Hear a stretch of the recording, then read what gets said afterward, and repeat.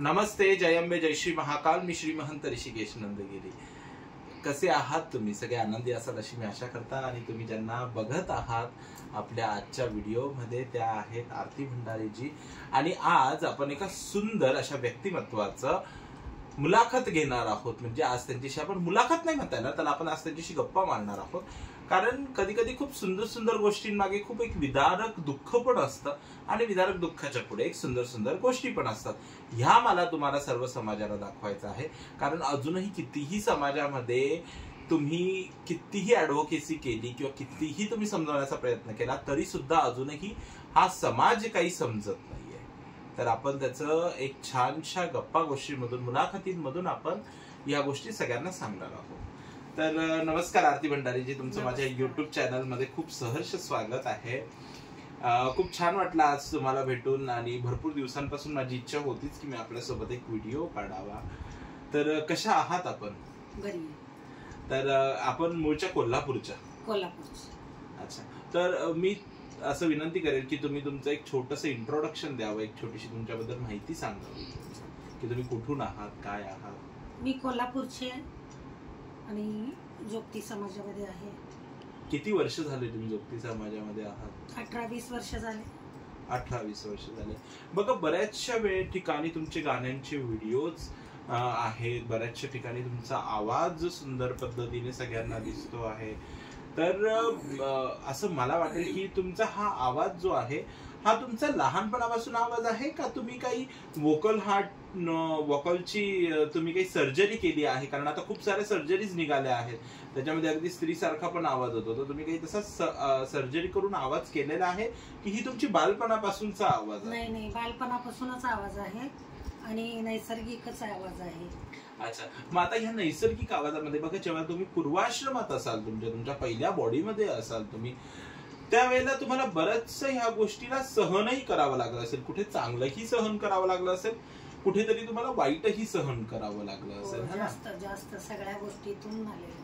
म्हणजे तुम्हाला चांगलं काय सहन करावं लागलं आणि वाईट काय सहन करावं लागलं? मला ऐकायला नक्की आवडेल. समाजाच्या प्रती हेच ना, तो असा आहे, बायल्यासारखा करतोय, आवाज असा आहे त्याचा, बायकावानी बोलतोय हे. आणि चांगलं बोलले तर गाणे खूप छान बोलता तुम्ही, आवाज छान आहे, अशा पद्धतीनं.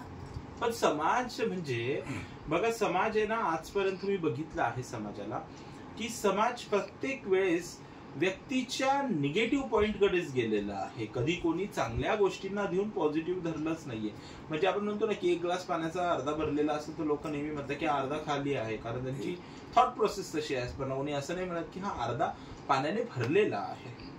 आज तुम्हाला एवढी वर्ष झाले आहेत, तुम्ही भगवती जगदंबेची सेवा करता, तर आपल्या इष्टदेवता कोण आहेत की त्या तुमच्यावर तुम्ही मनापासून प्रेम करता? रेणुका देवी, कोकणची, डोंगराची.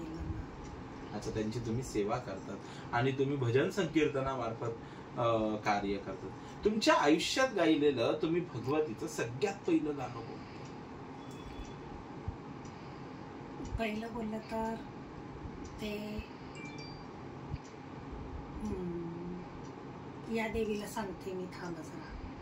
हो, म्हणजे त्याची एक छोटीशी व्हिडिओ पण मी बघितली होती.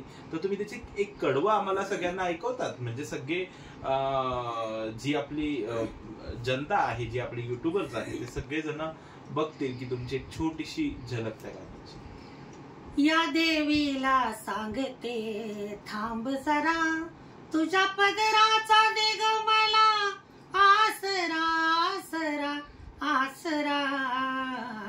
याग देवीला सांगते थांब जरा. वा वा वा, सुंदर. आणि खरंच बघा, आज तुमच्या जीवनामध्ये तुम्ही म्हटलेलं हे पहिलं गाणं आणि ह्या पहिल्या गाण्यामध्ये असलेला एक गूढ अर्थ खूप काही सांगून जातो की या देवीला सांगते मी थांब जरा, तुझ्या पदराचा दे ग मला आसरा. तर खरंच मी या गोष्टीमध्ये ना खूप सारे अनुभव आहेत की आज कोल्हापूरच्या अंबाबाईला किंवा सौंदर्याच्या येलुआईला आपण ज्यावेळेला सांगतो की मुळात पुरुष, स्त्री आणि किन्नर हे सर्वजण एकच आहेत. आणि त्यातल्या त्यात ज्यावेळेला किन्नर देवता आपण म्हटला जातो, जोगती समाज जो आहे हा देवांच्या दर्जाला आपण समजत असतो. किन्नर ही उपदेवता आहे आमचे किन्नर आखाड्याच्या आचार्य महामंडलेश्वर लक्ष्मीनारायण त्रिपाठीजी गुरु महाराजजी नेहमी सांगत असतात की ही सगळी उपदेवता आहे, ही पूजनीय आहे आणि तुम्ही इतकं सुंदर पद्धतीने त्यांचं वक्तृत्व करत असता, तर तुम्ही तुमच्या जीवनातला एक सुंदर अनुभव सांगा ना आम्हाला की तुमच्या नजरेमध्ये जोगती परंपरा आणि येल्लोआई हे तुमच्यासाठी किती महत्वाचं आहे आणि एक छानसा एक अनुभव की जो आमचे संपूर्ण जे युट्यूबर्स आहे माझे किंवा युट्यूबची जी माझी फॅमिली आहे त्यांना एक खूप चांगला असा आदर्श भेटेल. देवाच्या प्रती बोललं तर देवाच्यामुळे तर आम्ही आहे. देवांच्या म्हणजे जोगती समाज बोलला तर देवाला तर हे जोगती बोलतात ना, असे जोगती आहेत देवाचे आहेत, त्याच्या प्रतीच आम्ही देवीच्या याच्या आशीर्वादानेच तर सगळं आम्हाला सगळ्या गोष्टीत यश भेटतं. खरी गोष्ट आहे. आणि असं म्हटलं जातं ना की म्हणजे खूप लोकांच्या मनामध्ये भीती पण आहे की बाबा डोंगराला जाऊ नये, डोंगराला गेलं तर देवी मागला येते, असं लोक म्हणतात खूप. तर तुम्ही याच्याबद्दल ज्या अंधश्रद्धा आहे लोकांनी पसरवलेल्या जोगती समाज की बाबा देवाला सोडलंय म्हणजे जोगता झालाय वगैरे, तर याच्यामध्ये आणि ही एक रेणुका उपासनेची परंपरा, तर याच्याबद्दल तुम्ही काय सांगाल? नाही, देवासाठी वगैरे ते सोडतात असं नाही आहे की देवाला गेलं की मागे येते देव, असं काही नाही. आपल्या मनापासून भक्ती केला ना तुम्ही, तसं काही नाही. हा म्हणजे गलत त्यांचा समज आहे, तसं काही नाही. देवाच्या प्रती देव तर सगळ्यांना आशीर्वादच देतात आणि ती आई वाईट तर कधी करणार नाहीत. हे सगळ्यांच्या मनाचे प्रत्येक जणांच्या वेगवेगळ्या भावना आहेत, त्या भावना. तर हे खूप एक विदारक सत्य असतं की बघा ज्यावेळेला मी पण बघतो त्यावेळेला खूप समाज पण आहे. तर मी ज्यावेळेला आज समाजामध्ये वावरतो, मी आपल्या सर्व समाजासाठी काम करतो, तुम्हीही मला बघत असतात नेहमी. तर जोगती, आराधी, देवदासी, शक्ती उपासक संघटना ज्या आहेत आपली धुळ्यामध्ये, यांच्या मार्फत आपण काम करत असतो. तर लोक मदतीपेक्षा त्याला दुस्साहस जास्त करत असतात की बाबा हे जोगत्यांमध्ये जातंय बघा, तिकडे याला बोलवू नये वगैरे, अशा पद्धतीने लोक हिनवण्याचे कामं खूप करत असतात. पण शेवटी आपण म्हणतो ना की सगळ्यात जास्त तिरस्कार किंवा जास्त हिनवणं हे एका किन्नराने किंवा हे एका जोगती संप्रदायाच्या व्यक्तीनेच सहन केलेलं असतं. पण आपल्याकडे कोणी माणूस आल्यावर आपण कधीच कोणाला असं करत नाही. देवीने आपल्याला काहीतरी शक्ती दिली ना, सगळ्यांनी समजून घेण्याचा, परत आशीर्वाद द्यायचा, आपल्याकडे बघण्याचा त्यांचा दृष्टिकोन असा, कोण भक्तीमार्फत आपल्याला देव समजतंय, कोणी दुसरं काहीतरी समजतंय. पण आपण लोकांच्या सारखे आपण नाहीये, आपण एक वेगळेच आहेत. त्याच्यामुळं तर आपल्याला एक तिसरं स्थान भेटलेलं आहे. खरी गोष्ट आहे. आणि बघा शक्ती, आज तुम्ही एवढं आपुलकीने बोलत आहात, आज तुम्ही एवढं समाजाला एक चांगल्या पद्धतीने सांगत आहात, तर हा शक्ती उपासनेचा काळ आहे. तर इतकं छान आपलं बोलणं होतंय, इतकं खरंच मला खूप छान वाटलं असं मला भेटून.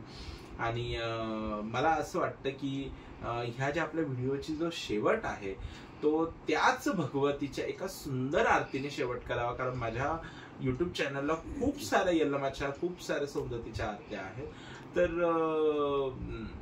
माझी अशी इच्छा आहे की बार इंदगी बार लोचनी महिषासुरवर दर्तमर्दिनी हे एक कडवं तुम्ही छान म्हणावं, ते देवी जय्या जय्या भवानी मधलं. आणि एक आपण शेवटचा एंड करूया. देवी जय्या जय्या भवानी, माई जय्या जय्या भवानी, मोंजनी येळावरो शिव ध्यान माडावरो, मोंजनी येळावरो शिव ध्यान माडावरो, बंधंत भक्तर गोडा नगत माताड, देवी जय्या माई जय्या, देवी जय्या जय्या भवानी, माई जय्या जय्या भवानी. जय हो. खूप छान वाटलं आपल्याला भेटून. परत एकदा आपण एका छान याला भेटूया आणि नवीन गाण्यांच्या मैफिली सकट भेटूया, पूर्ण इन्स्ट्रुमेंटने भेटूया, म्हणजे सर्व समाजाला, सर्व लोकांना आपल्याला खूप छान काहीतरी देत आहे. तर धन्यवाद आरतीजी, आपण खूप छान मला वेळ दिला त्याच्याबद्दल धन्यवाद. आणि हो, आजची ही व्हिडिओ आपल्याला कशी वाटली हे मला सांगायला नक्की विसरू नका. चॅनलला आतापर्यंत लाईक, शेअर, कमेंट आणि सबस्क्राईब केलं नसेल तर लवकरात लवकर सबस्क्राईब करा. भेटूया आपण परत एकदा एका नवीन व्हिडिओला घेऊन. तोपर्यंत मी आपली रजा घेतो. नमस्ते, जय अंबे, जय श्री महाकाल.